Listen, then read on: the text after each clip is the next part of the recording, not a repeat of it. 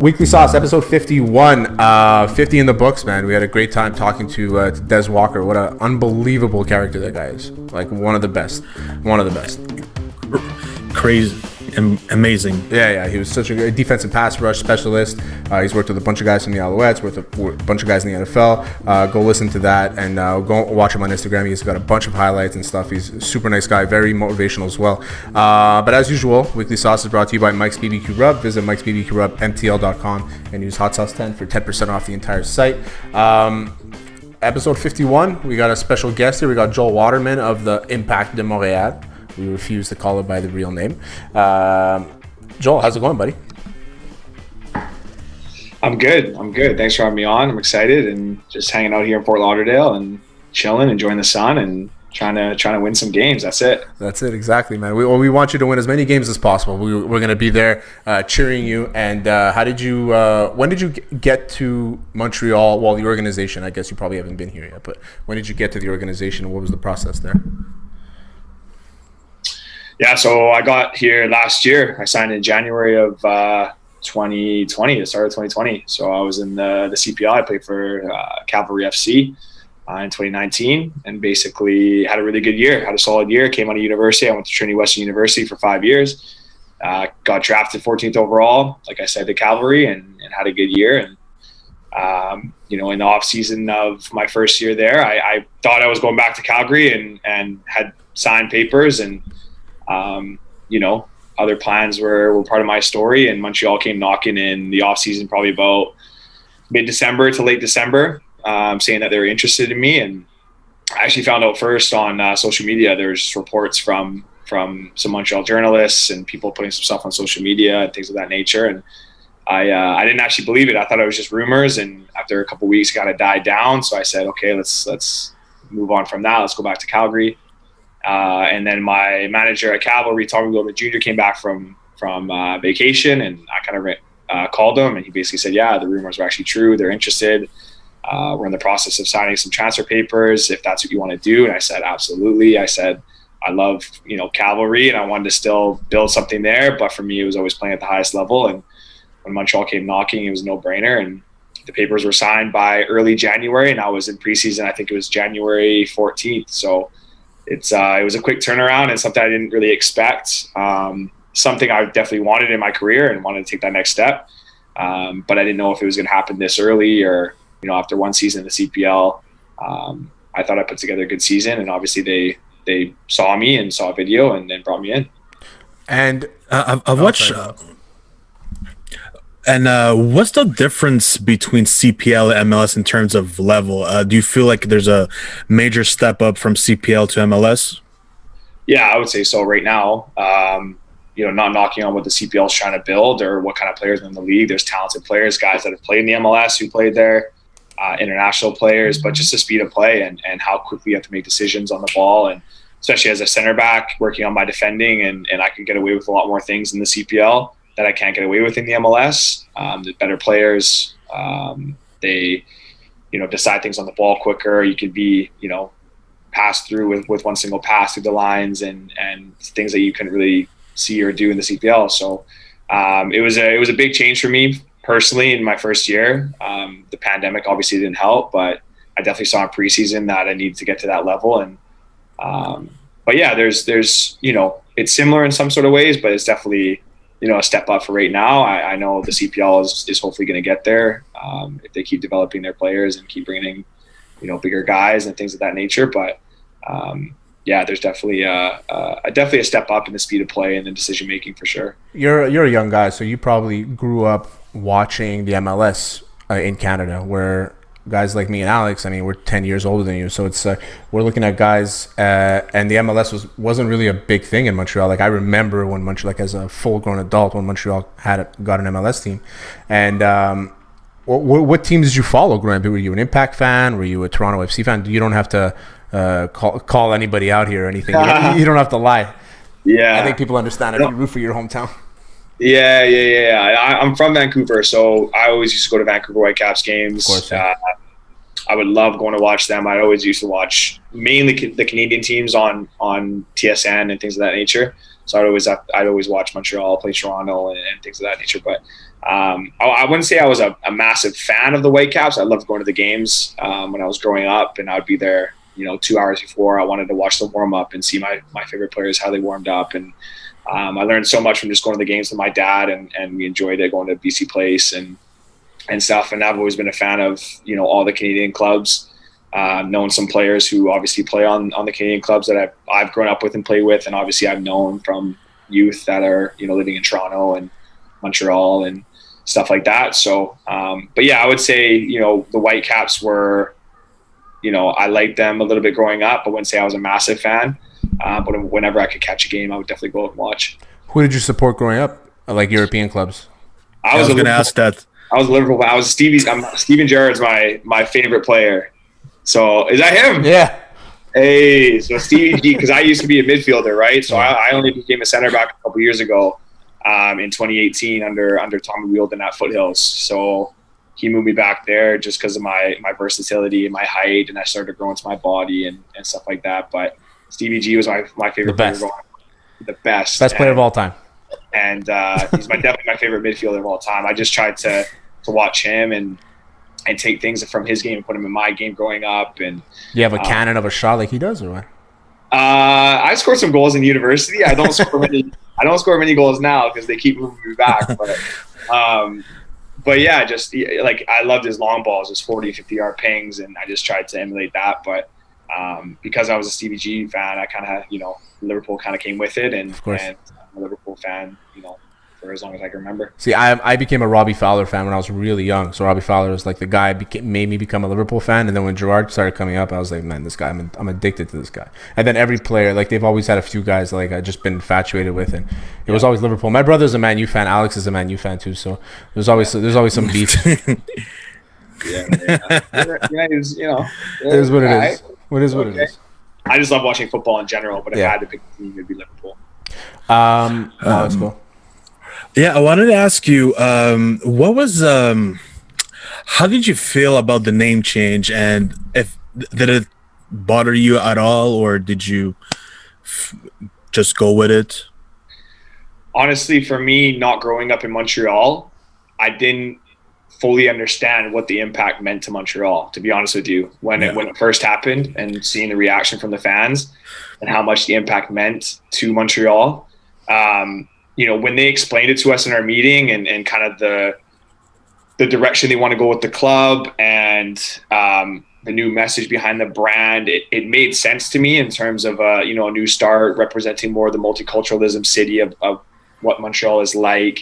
But not growing up in Montreal, I didn't really understand those values and kind of what you guys hold. So it was hard for me to understand at the beginning. But I think you look at there's a lot of top European clubs changing their logos recently. Inter Milan, Juventus, these things are starting to happen, and teams are starting to go in different directions. Whether or not the fans like it or not, I'll leave that up to them. But for a player, it's if I grew up in Montreal, I think I would have a tighter tie to the name and growing up as an Impact fan, but being away from the scene, for me it was I like the brand. I like how it looks. It had to grow on me a little bit because I did love the Impact logo and the stripes, and all my family has those jerseys from last year, and it took a shift a little bit, but I understand where they're coming from in terms of coming after a pandemic too, in the direction of you can see the players that we've signed. We're going younger, and you've seen our brand of football, so it kind of makes sense. But yeah, that's what I'll say about that. So I mean, it's not really a big deal. A lot of people made a big deal out of it. Like, we're busting balls. Like, we refuse to say the name, because we were like, well, there's no point in changing your name. What is it? Yeah. What does it mean? It meant something for them, whatever. But it's not really a big deal. The people who make it a big deal are the problem, really. I mean, it's all it is. The name. Are you still going to support the players? Yes. So end of story. Yeah. When I saw the vandalism on our Stade Saputo so stupid logo, that was crazy to me. That was I know it's only a choice few of fans, but that's when I kind of it hit me where I said, whoa, like people people are pissed. But you also want to go to an environment Yeah. where they're that passionate about something, about the team that you belong to, right? So it's like Absolutely. there's the pros and cons of that too. Absolutely. And I think they knew that going into it too, taking that risk. And I think the way we've started, I know we could have, won a couple more games and we'll probably go into that, but you can see the brand of football we're trying to play. And I hope the fans are excited about that, because I've been very happy with the way we've been playing. And I think it's just all about patience, and the results will come. And you played for the Canadian national team, and you were part of a squad that had Alphonso Davies and Jonathan David, who this year absolutely played amazing in France. He won the Ligue 1 with Lille. Tell us about the experience. Like how's it to play for Team Canada?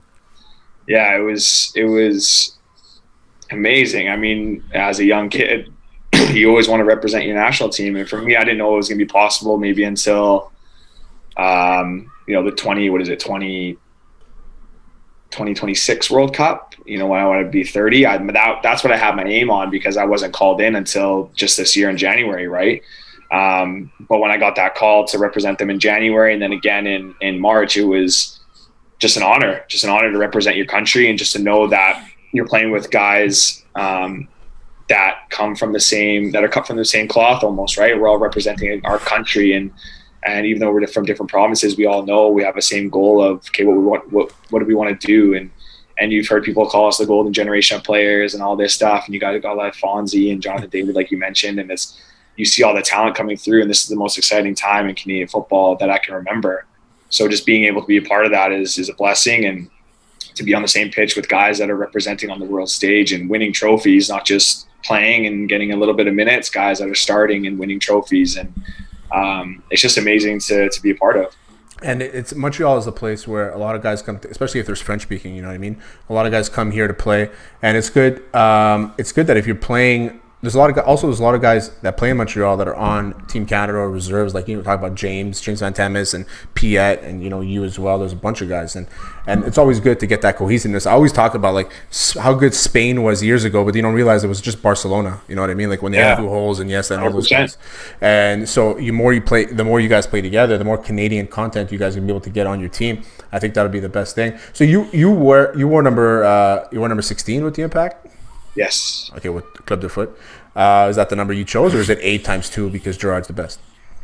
That's the number I chose. My dad wore that when he played, and it's been my favorite number growing up and my whole life. So I remember, I think Rod Fanny wore it before me, and I came in my first year, and they were asking me what kind of numbers I liked, and I said if 16 is available, I'll take it. And they said perfect timing. Rod Fanny, I think, moved on to 7. Yeah. So I got 16. It opened up, and like I said, it's my dad's favorite number, so it's pretty special. I get to wear that. That's the thing. Not a lot of people ask about like numbers, unless it's like a unique number. If you're dropping like a 54 or something like that, it's such a weird number. Yeah. Like people will ask you, but like a 16, it seems like just a number they give you. But there's always a story behind numbers. Like growing up, it was number 8. You know what I mean? And then after I got number 15. Because there was no number 8, and then I just stuck to 15 the rest of my life. And it's with every sport that I played, basketball, football, soccer, and it was always 15. And numbers, you get attached to numbers, right? So it's always special. And the Canadian national team, what number did you wear there? When you guys played against Bermuda? 20. 20, okay. 20. And 20. You guys played against your first game was against Bermuda? Yes, we played Bermuda, and then we played the Cayman Islands. I don't know which. I was watching one of them because I bet on the game, and I bet like the over, like 5. I think it was +5 or something like that. And I was like, "There's no way Canada's not going to score 5 goals." And then you guys parked the bus. I think you guys ended up winning like 5-0. It was 5-1. It was 5-1. Yeah, okay. And you guys parked the bus, and I was like, "This doesn't make any sense." I was just watching the game with no sound, and I was like, "Are they going to score a goal or what?" Yeah. And I couldn't figure it out, and I was getting so pissed. So Joel, you've been in Montreal for a year. Well. Last year you were in Montreal. You were over there. How did you? Well, did you try any restaurants? Because you've probably noticed there's many good options over there. It's too many options. Yeah, food. I definitely tried some food before. I definitely tried some stuff before lockdown, and then in the summer when things started to open up again, I've been to Terrace. I've been to Fishbone. I've been to. So Fishbone's a great place to spend your entire paycheck. What's that? Fishbone. It's a great place to spend your entire paycheck. Yeah. It's a good vibe too. I like the restaurant. It was good food. Yeah. So I know you're a BC boy, and you're Canadian. So obviously, there's poutine in Vancouver, right? So, but Is there? have you tried? Have you? Yeah, is there poutine in Vancouver? There has to be. Yeah. Yeah, it has to be. Yeah. Have you had a Quebec poutine, like a Montreal poutine? I have. Not a lot, but I tried it, and I'm a poutine fan. I love French fries. So just putting cheese and gravy on top of that, I'd say, I think.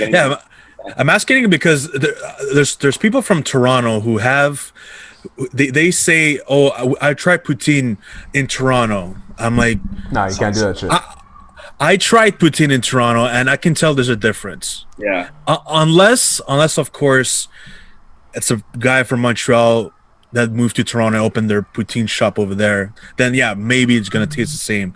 But a guy from Toronto opening their own poutine shop, it's gonna taste the same. Kind of claim your guys' your food, huh? That's the thing, though, is that everybody. I mean, it seems like it's easy to make, right? You get the fries sloppy a bit. If you want to go crispy, that's fine. It's the gravy, sauce. The sauce is the key, and I don't think that people have been able to replicate the kind of sauce that some of the spots around here have. You know what I mean? And I've had poutines in Ontario and a bunch, but it's just not the same. It's just not the same. It feels different.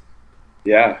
Hey, I don't eat that stuff a lot, so I'm not the best person to ask. But I definitely had one from Montreal, and it was very good. So I've never tried one from Toronto, so I can't even comment on that. So Alex and I, we've had way too many, and I know you guys got to stay fit. So if you ever do, just hit us up, and we'll give you the best spots. If you ever I need one tonight.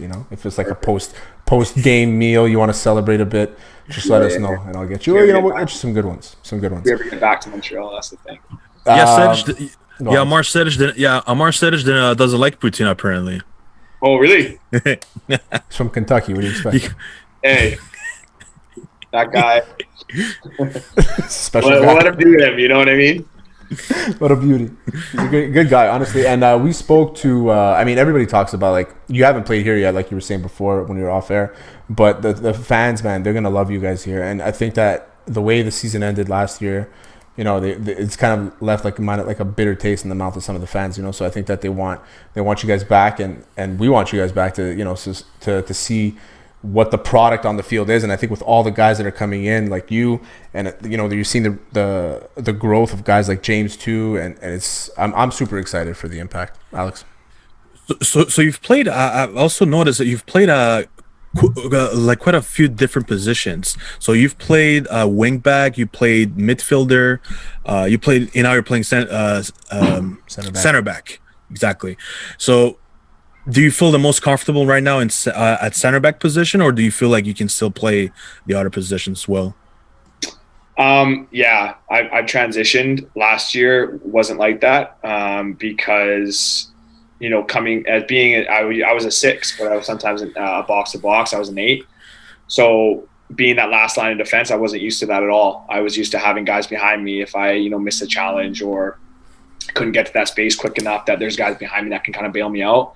Now it's a whole different story. You're the last line of pressure. If someone gets past you, it's in the back of your net. So, last year it took a lot of transition for me to be a center back at this level. But I think even looking at this year and how much I've improved, and seeing last game, seeing, how I played against TFC, I'm getting more and more comfortable and focusing more on my defensive responsibilities rather than my ball playing ability. Because I think I'm there in that sense, in my opinion. I think fans can see that. I think people can see that. But, it's defensive first before anything, right? And for me, it's how can I get most comfortable as a CB now, because I think my days in midfield are done. I tried it in training. I think it was last week. They put me as a neutral.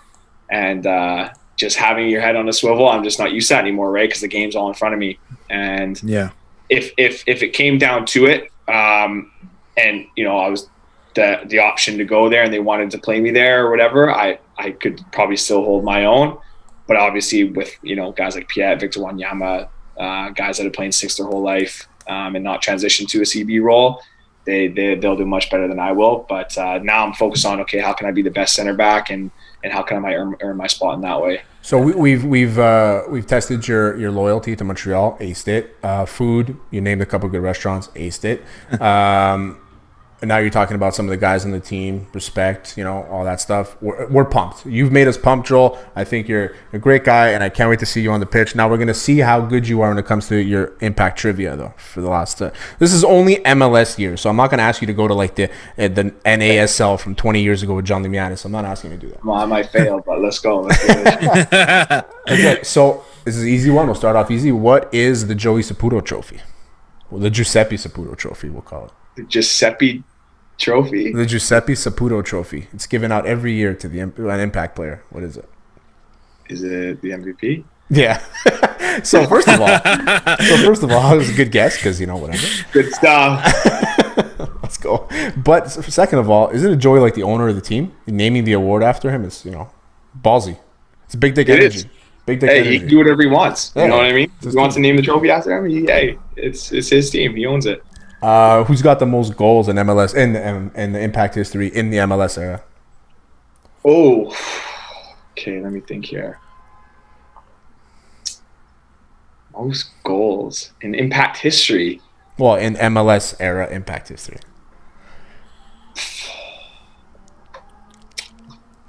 Oh, I don't even. Is it? I'm gonna go DeVio. That's a good guess. He's number 2.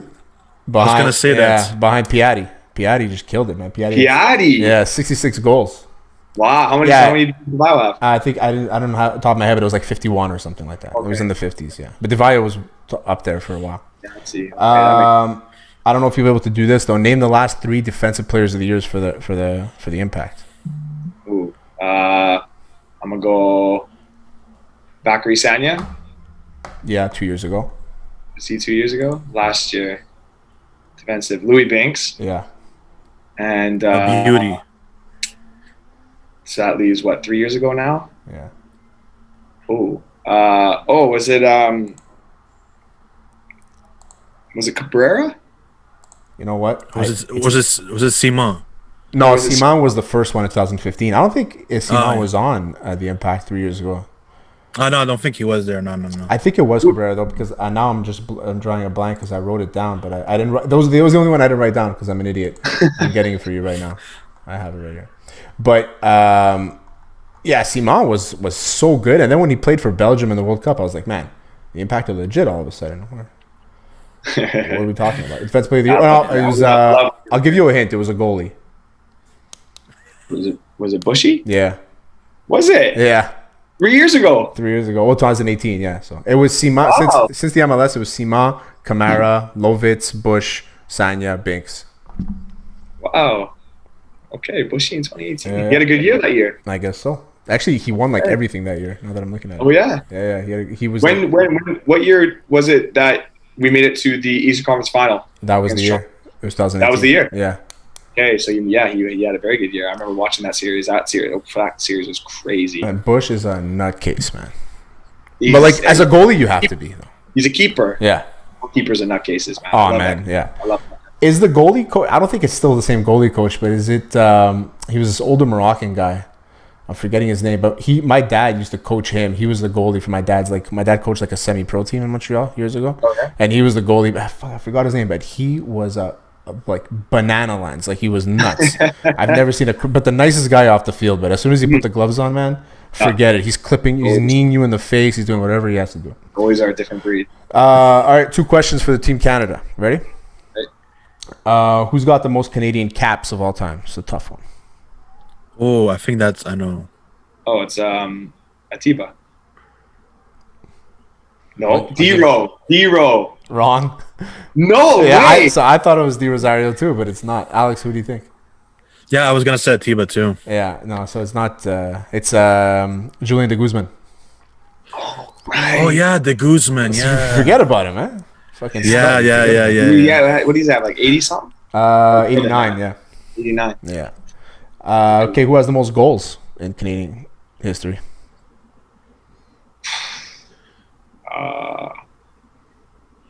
I don't know that one. It's Di Rosario. Again, this guy, man, Di Rosario, man, 22. a great international career. Yeah, for sure. He was amazing, man, with his freaking braids and everything. It was awesome. Alfonso Davis gonna beat that record. Hopefully. Most caps? Hopefully. No. Most goals. Most goals, I think. Yeah, most goals, maybe. I think. I mean, 22. I can see it. He's You don't think he's 22 is gonna not a be- big number. I think he might be most caps too. Well, he's young. Yeah. 20 years old. Yeah. Years old, still got 15, 16, however long he wants to play, right? Yeah, exactly. We'll see. So, Joel, we appreciate you coming on, man. It was fantastic talking to you, getting to know you and some of the guys on your team too. Whenever you need a puts in, man, you just reach out to the two fat guys from Hot Sauce Sports, and we'll tell you how it is. And while you're there, maybe you can spread some mustard truffle sauce from Mike's BBQ Rub. If you want the discount on Mike's BBQ Rub, visit Mike's BBQ Rub MTL.com and use Hot Sauce 10 for 10% off. For Alex, for me, and for Joel Waterman, thanks. I appreciate it, buddy. Well, Joel, where can they find you? Actually, where can they follow you? They can follow me on my social media platforms at JJ Waterman with 2 N's at the end on Instagram, at 16 Waterman on Twitter. And those are basically the only social media handles I have. Confusing with JJ Watt, by the way, just letting you know. Yeah. People searching JJ Waterman and they'll find out JJ. Yeah, I got that nickname in university. And when I went to go get my Instagram handle, Joel Waterman was taken. So I had to. I found the guy where Joel Waterman was taken. Sorry, go on. And quickly, could you tell us about your involvement with Kids Sport BC? Yeah. So I got with Kids Sport last year as an ambassador during when COVID kind of happened. I had time to kind of reach out and do other things and build my platform. And Kids Sport actually gave me money when I was younger to stay in soccer. So I reached out to them right away and I said, hey, I want to get involved. You guys help me. If I didn't have that generosity, I don't know if I would be here in my career. So I did some stuff over the off season, helped my hometown club raise some money, and a bunch of kids came out, and they've almost doubled in numbers for the spring. So just seeing that in my home community is amazing. So we're gonna keep doing some cool stuff during the year, and then obviously in the off season when I'm back home, I'm gonna do some more stuff there. But I love working with them, working with the youth and coaching, and just giving back to my hometown and my hometown club and the kids in it. Good stuff, Joel, man. Honestly, Man. As much as we can do to support that too, we'll send out some links and stuff like that. We appreciate you coming on, buddy. Alex, as usual, be